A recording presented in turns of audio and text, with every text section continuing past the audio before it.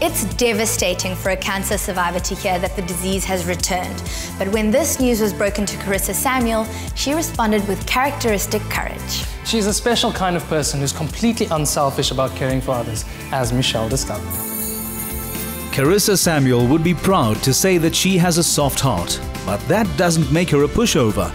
She has fought cancer with the same determination and energy that she's poured into her activism for youth development and nurturing aspiring creatives. I absolutely love the theme that you guys have, Things Fall Apart. What message are we going to communicate? These are the things we need to think about. We want to say no to xenophobia, but we want to say it It's easy to sense the clarity of thought and level-headedness that complements her heartfelt compassion and the inspirational effect she has on people around her.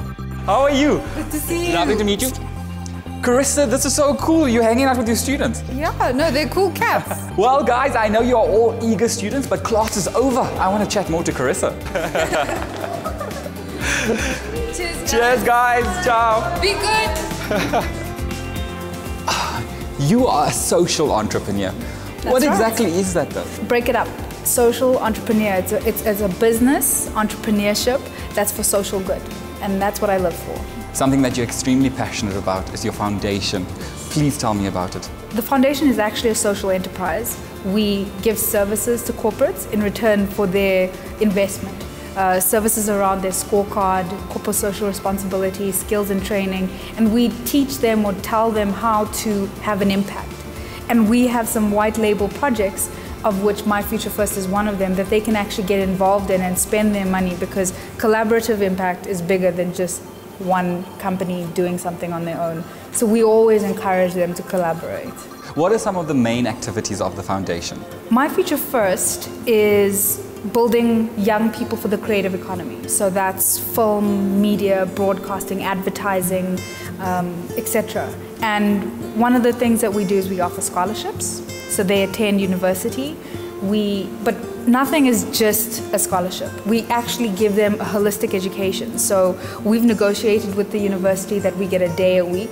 And in that day, we take them and they work on live brands, they meet people from the industry, they meet industry leaders actually. I'm living my fantasy. I'm giving them everything that I wish I had at their age, basically. You've been fighting a battle with cancer. How has this affected your work?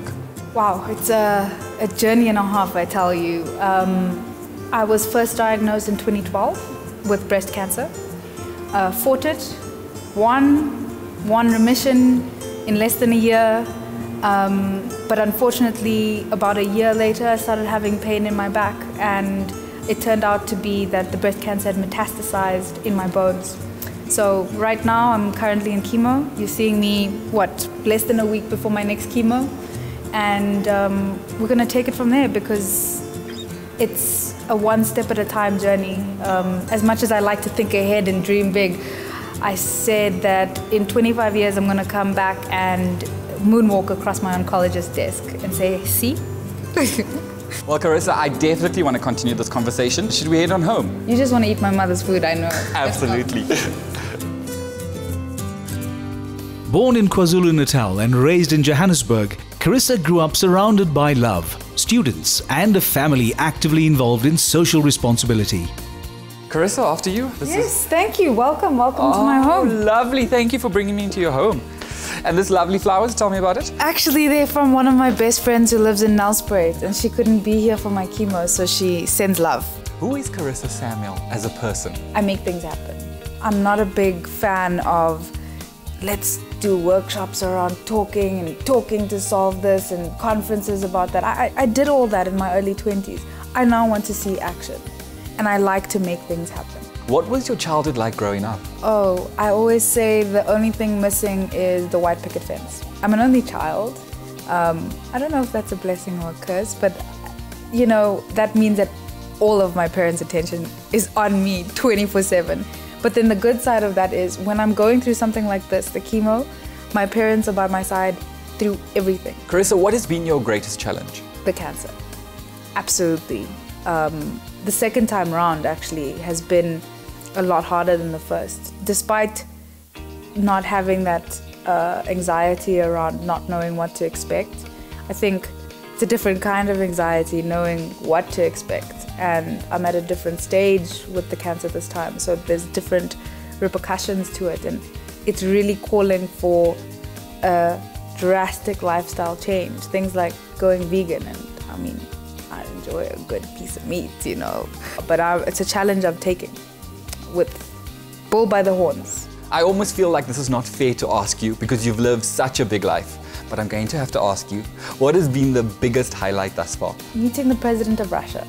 I was serving as an ambassador to Africa at a global youth conference, and they came and knocked on our door at 2 o'clock in the morning saying, oh, by the way, you are going to meet the president in X number hours. So we're going to have the bus here. And I mean, there was no time. Everything was rushed.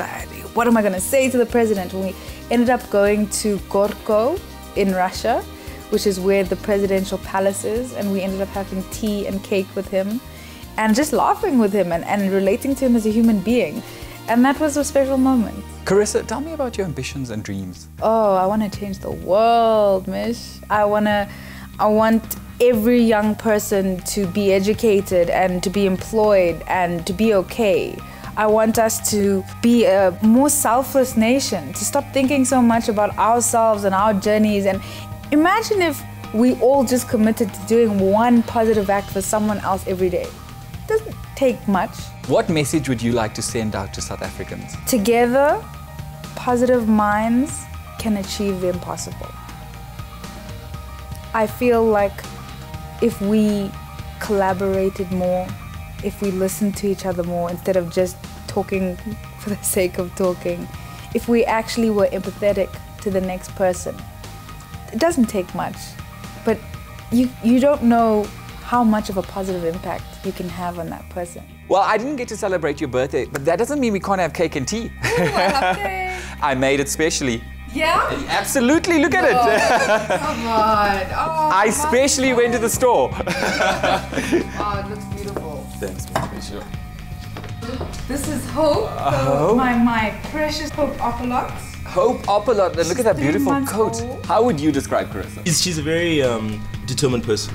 If she says she's going to do something, she gets it done. And she shocked me with that many times before. She'll mention something in passing, and 2 weeks later, she presents it, and it's real, and it's done.